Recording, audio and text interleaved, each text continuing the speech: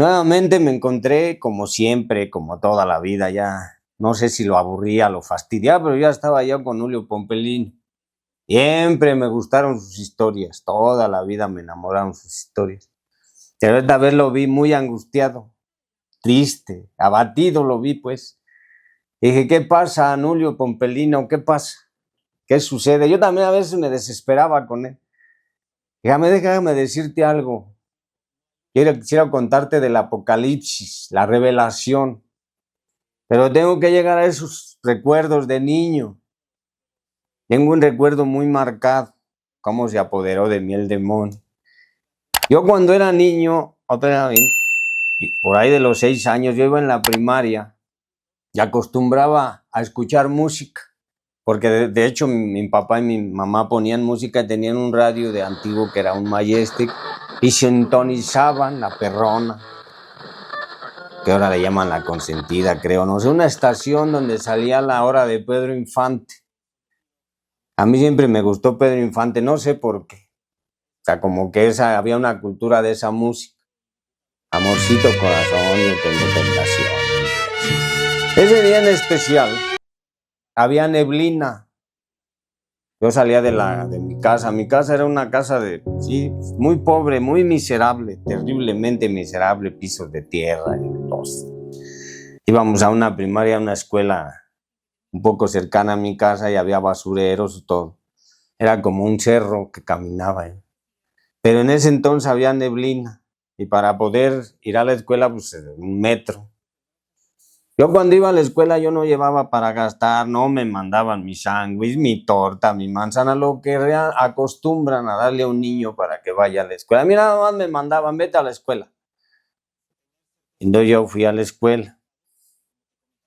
Entonces ese día yo llegué y me senté y vi que una niña tenía una moneda de 5 pesos y la guardó ahí en una bolsita.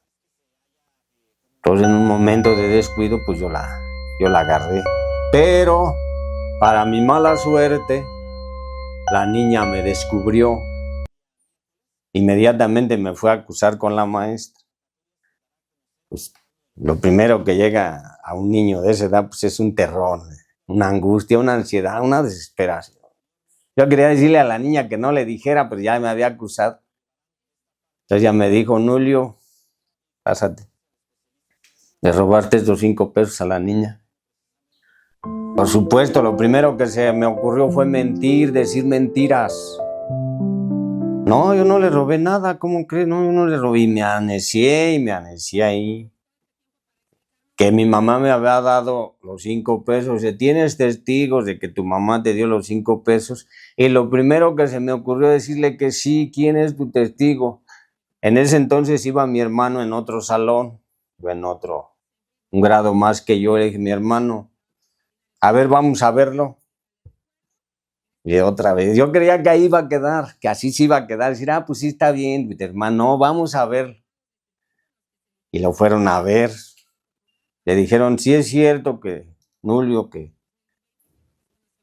dice que estos 5 pesos son de él. Mi hermano se quedó callado y no dijo nada. No dijo si sí o no, ahí quedó. Pero pues yo me llené de angustia, de terror, de miedo. Estaba. Entonces le dijo a la niña, ten tus 5 pesos y ahí que quede. Ya que así quede, ya te regresó tus 5 pesos. Ya no dije nada. Pero, sin embargo, no quedó así. Ojalá y las cosas hubieran quedado así. Y que ya hubiera ido el evento. Yo de donde me quedé angustiado. Ya no quería voltear, yo me quedaba así en la silla. No quería, todo el día, o lo que transcurrió de la clase, yo ya no podía. Quedé marcado.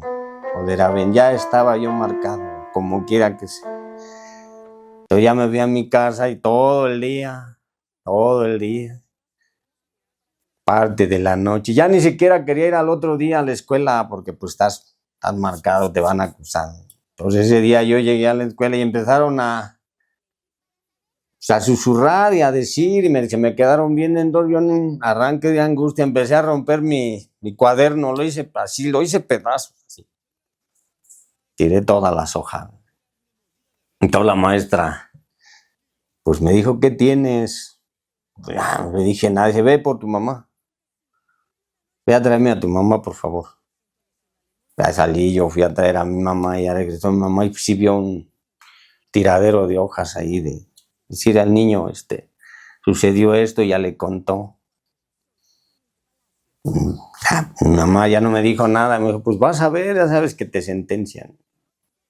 La amenaza, cualquier tipo de amenaza, la más mínima, te rompe. A mí me rompe, pues, por mi debilidad, lo que habíamos dicho, porque soy un niño enclenque, porque no tengo carácter, porque además que estoy marcado. Pues ya termino, ya me fui para la casa y voy a ver al niño y mañana me lo traigo, mañana que venga, hoy ya. No, ya va tu mamá y te va a decir, además porque yo tuve una madre muy rígida, muy cuadrada, muy regañona, muy de que te esté marcando el paso. Te quieren educar a golpes, te quieren educar de alguna manera, que no cometas errores. También fracasan como madres, por supuesto, como padres también tienen un enorme fracaso. Y lo primero que recibí, pues me golpeó y me dijo que no lo volviera a hacer. Me dio todos los consejos que necesitan darle a un niño, que ya no lo vuelvas a hacer, que para qué lo haces. Todas esas cosas. A partir de ese momento quedas marcado. Pero yo no sabía, en esos días infantiles donde yo me perdía en jugando al yoyo, a los encantados, yo no sabía que había quedado marcado por los demonios del apocalipsis. En ese momento no lo supe, no lo entendí, no tenía la conciencia que ese tipo de marca, que se queda marcado, fracturado, con una herida, por supuesto, porque días después pues quedas acusado, cualquier cosa que se pierda, pues tú ya te van a señalar que tú eres. No recuerdo, ya no me acuerdo muy bien, cómo pasé todo el año en esa angustia. Pero lo que sí me doy cuenta es que eso no es allanar el camino. El apocalipsis o la revelación, que es más como cuando se fue toda la neblina, se disipa toda la neblina y ya logras ver con claridad todas las cosas. Cuando ya tienes un grado de conciencia, más adelante, cuando te conviertes en adulto, en joven, no te das cuenta que estás entrando a un apocalipsis, que muchos demonios se van a apoderar de ti. Entonces, en vez de allanar el camino hacia el espíritu, hacia lo que es verdadero, la que es bueno, le vas llenando de escombros, vas llenando tu vida de ansiedad, de depresión, de angustia, de mucha soledad, por supuesto, porque a nadie nos gusta convivir con una persona que hace maldades, que no se porta bien, que no lo validan como un ser humano que es buena persona. Entonces toda esa parte la vas arrastrando.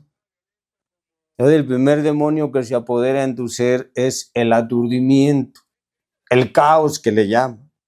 Tu vida se va a ir convirtiendo en un caos sin objetivos claros. Entonces, como se va convirtiendo en un caos, como no hay objetivos claros, te va a llegar el abatimiento. ¿Qué es lo que hago o qué es lo que hice primero para salir de ese aburrimiento, de esa causa? Porque acuérdense, cuando hay una causa hay una consecuencia. Yo tuve que vivir las consecuencias de ese evento porque después pues, lo hice otra vez, ¿no? Hasta llegar yo a robar a mi mamá en su monedero, eso lo puedo decir. Entonces, la primera causa es cuando te empiezas a aburrir de la vida, te empiezas a fastidiar. Entonces, lo primero que encuentras es el lado materialista y empiezas a desaburrirte, a emplear tu vida en algo, a manejar tu vida en algo. Y la mayoría de la gente pues lo hace, ¿no? Y por eso hay tanta tecnología, para salir de esos estados mentales. Donde fuiste apabullado, por supuesto, volvemos al ejemplo, donde fuiste apabullado de niño, donde fuiste señalado y marcado de niño. Por eso la mayoría de la gente se fuga. Pues es que se droga, o es que toma, o es porque trae arrastrando heridas, trae arrastrando daños, fracturas, o traje arrastrando todo eso. Luego vino el terror. Ahora me aterrorizó la vida, ya no me sabía la vida, ya no entendía la vida. Una vez que no entiendes la vida, porque la vida te va a aterrorizar, porque no vienes bien educado, bien preparado para afrontar la vida. Si a mí me hubieran dado de niño, en aquella época del ejemplo de niño, me hubieran dado una preparación psicológica, me hubieran dado el dinero necesario, me hubieran dado todo lo necesario mis padres, no hubiera tenido que sufrir las consecuencias del acto. Entonces, cuando llega el miedo, porque todo en mí se convirtió en miedo, por el señalamiento ya, o sea, todo le empieza a tener miedo y terror, y eso te va a apabullar. Ese es un demonio que se mete en tu cuerpo también, te apodera en mí. Y ahora tengo que hacer las cosas bien, porque si no las hago bien, toda esa parte que traías allá atrás, que no allanaste el camino, que lo fuiste ensuciando de esas cosas, toda esa parte la vienes arrastrando, la voy a tener que arrastrar. Y entonces mi vida se va a convertir en un miedo. Ahora tengo que resarcir el daño, de alguna manera, de esa pobreza, de esa miseria, de esa parte donde no tuve nada en la vida, por eso cometí actos imprudentes, ahora lo voy a resarcir. Como no lo puedo resarcir, como no pude, entonces la vida se empieza a llenar de miedo. Por eso dicen, no estás ni estarás nunca a la altura de tu circunstancia. Estás atrapado por tus miedos. Y la infancia hubiera sido de otra manera, de otro ejemplo, entonces no hubiera tenido esos miedos. Entonces le tuve miedo a todo, principalmente a la vida. Entonces me llenó de terror. Viene otra cosa que es la frustración. Es lo más triste de un ser humano. Quiero decirte esta parte, mis calificaciones bajaron, ya no quería ir a la escuela, ya no quería estudiar, ya no quería hacer nada en la vida. Algo se descompone, algo se va a ir descomponiendo a través de eso. El bullying, la burla, el señalamiento, el que te digan. Entonces, cuando todo esto pasa, porque tienes que coser, parchar, como se le pueda decir, entonces vienen las enormes expectativas de tu vida. Eso como quiera lo vas trascendiendo, lo vas pasando, pero empiezas a crear expectativas de tu vida, esas enormes expectativas. Y como no se logran, como una pareja logras muchas expectativas, como no se van a lograr, vas a caer en una enorme frustración. Esos sueños grandilocuentes de fantasía, de grandes sueños de pompa y poderío, ¿todo por qué? ¿Por qué? ¿Por qué? ¿Por qué todo eso? Porque tenías que resarcir el daño que sufriste de niño, todos los daños, como el ejemplo que sufriste de niño, ahora los vas a tener que resarcir. Yo ya no voy a ser miserable, ya no me van a acusar de nada, voy a tener lo necesario, les voy a demostrar todas esas partes psicológicas que te dices tú, moderadamente. Crean expectativas, sueños de pompa. Yo en ese momento me propuse ser un genio, una persona muy inteligente, con una enorme profesión, porque pues yo ya no iba a poder vivir esas cosas. Tenía que resarcir el daño. Como no se logró, como no logras limpiar todos los escombros de tu pasado, pues te vas a empezar a frustrar. De hecho, todos los seres humanos somos unos enormes frustrados. Vivimos enormes frustraciones por las enormes expectativas. Y ese es otro demonio que se va a ir apoderando poco a poco de ti. Todos estos demonios que te estoy diciendo del aturdimiento, el terror y la frustración son los gérmenes que te van a carcomer. Y por supuesto tienen consecuencias, vas a tener que actuar en consecuencia. Como yo actué rompiendo el lleno de ira. Lo primero que se apodera al ser humano es la ira. Entonces vas a estar todo el tiempo enojado, no vas a aceptar nada en la vida, nada de lo que exista te va a embonar. No hay forma de que te embone la vida, de que te adaptes, porque ya traes unos demonios ahí. Y luego viene algo muy triste, por eso yo estoy así. Esa tristeza, porque en ese momento de niño sucedieron dos cosas que pues las vine arrastrando, las voy a tener que arrastrar. Una de ellas es que perdí la esperanza en mí mismo. Dejé de ser un niño bueno,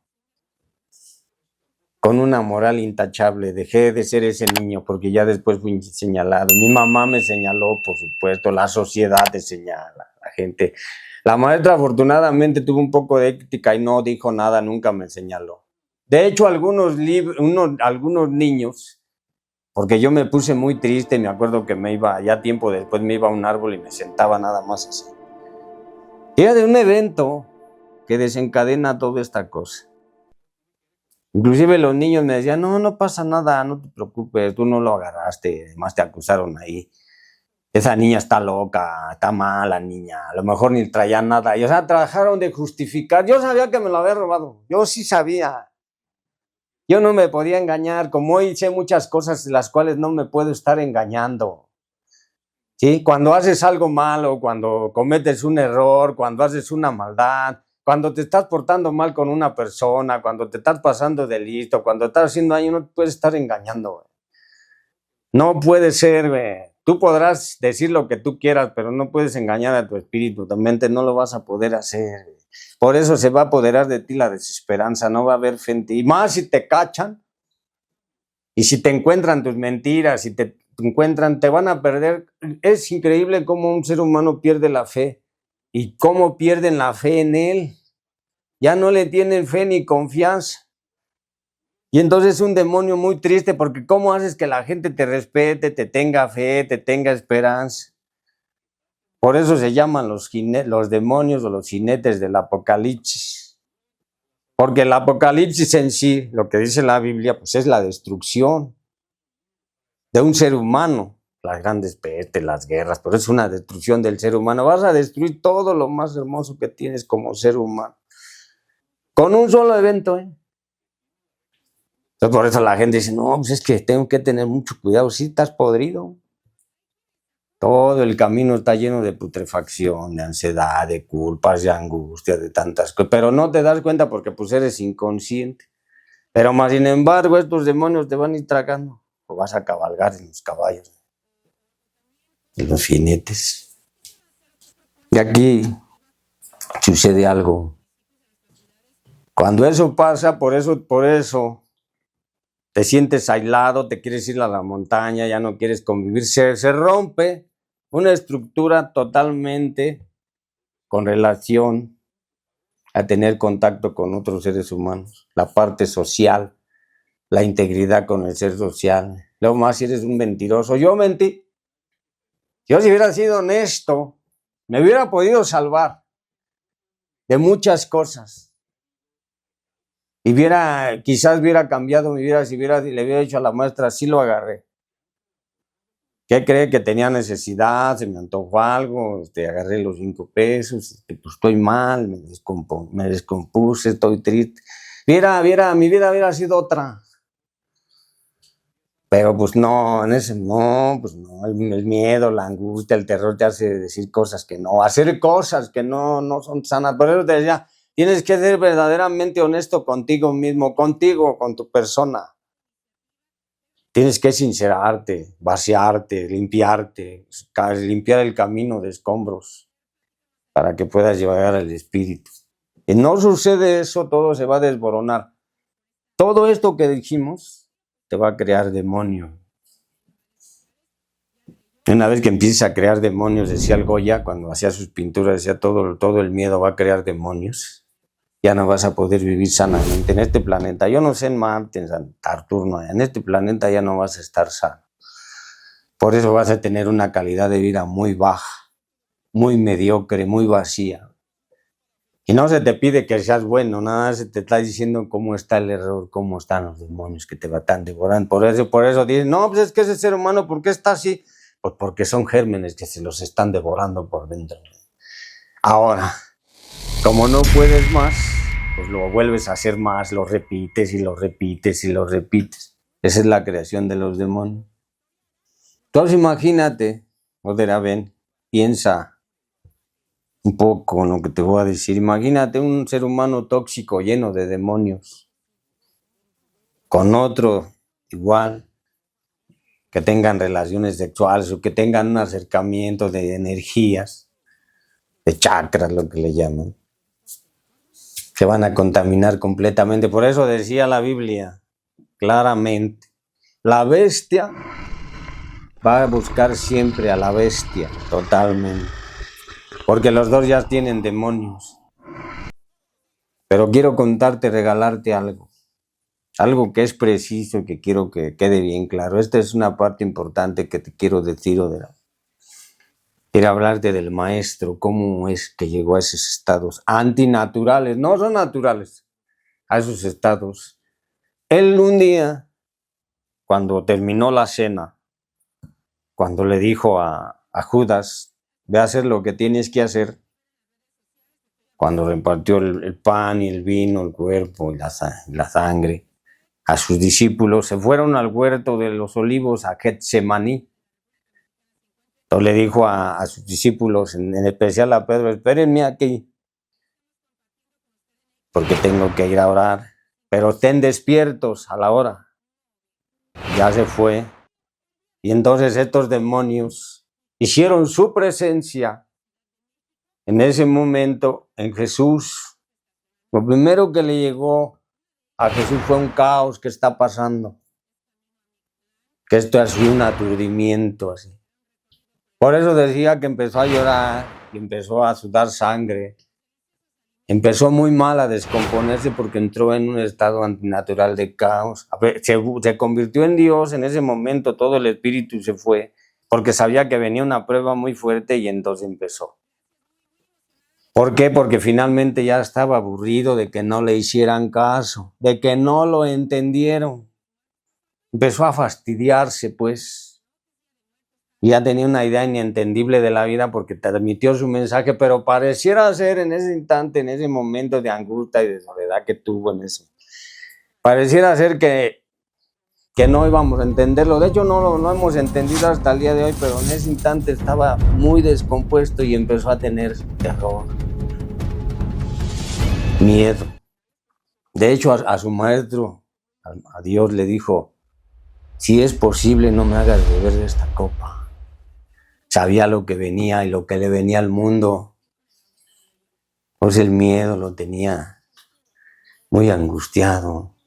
Mas, sin embargo, en una ausencia dijo, mi gran frustración es porque creé grandes expectativas. Hice grandes cosas. Tuve grandes milagros. Les demostré al ser humano que sí puede salvarse, que por supuesto puede sanar. Pero, más sin embargo, aquí estoy, traicionado por una persona. ¿Ya vienen? Y tuvo lo que le llaman una desesperación, una desesperanza. Y ya fue cuando se fundió todo. Y entonces empezó a supurar todo su espíritu. Mas, sin embargo, dentro de todo esto, dijo, a final de cuentas, haz tu voluntad, no la mía. Y ese es el cambio estructural de un ser humano, el espíritu de vida de un ser humano. Cuando va a intentar cambiar, cuando va a cambiar, porque en ese momento Jesús estaba en un estado, no de espíritu, no de Dios, en un estado de humano. En ese momento cuando estaba en Getsemaní, era un humano como cualquiera. Entonces se apoderaron estos demonios del Apocalipsis. Ya un día por ahí se llevó a Juan, pero eso es otra cosa. Se apoderó, esos demonios los traían en el cuerpo. Pues fue cuando sudó, dice que sudó sangre, se sintió muy triste, muy angustiado, muy desesperado. Y es lo que la gente hace su santa voluntad. Entonces ya se levantó, ya se fue, ya ves que encontró pues estaban durmiendo, ¿y qué pasó? Mas sin embargo ya iba con la idea, ya después llegaron los soldados y lo apoderaron, ya después el Vía Crucis, pero los demonios sí se apoderaron en algún momento de Jesús de desesperación, de angustia, ahí es a donde se van a apoderar. Pero lo que sucede o lo que acontece de la es algo muy irreal o que no hemos podido entender, es que tenemos que entregarle nuestra vida Toda nuestra voluntad es hacer la voluntad, no la mía. La mía no sirve. Todo lo que yo haga no sirve. Todo lo que yo intente, lo que quiera hacer para salir adelante, no sirve. No existe eso. Yo tendría que dejarle la voluntad a Dios. Y si se presenta, ¿qué es hacer la voluntad de Dios? Pues no robar, por ejemplo. Así de sencillo, ¿no? Dejarle que Él haga todas las cosas. Todas las cosas van a suceder si Él las hace.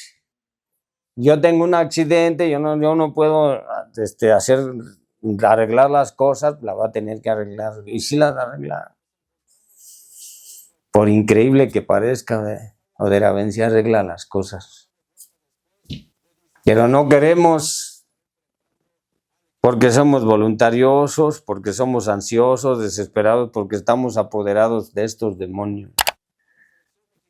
Cuando estamos apoderados de estos demonios que hemos comentado, que es el aburrimiento, el terror, la frustración, la desesperanza, no vamos a poder dejarle nuestra voluntad a Dios. Si el demonio te tragó y está trabajando en ti, lo que le llaman el chancla, los demonios, está trabajando en ti, no te va a dejar hasta que le entregues toda tu voluntad, toda tu situación a Dios. Es la única manera de salir.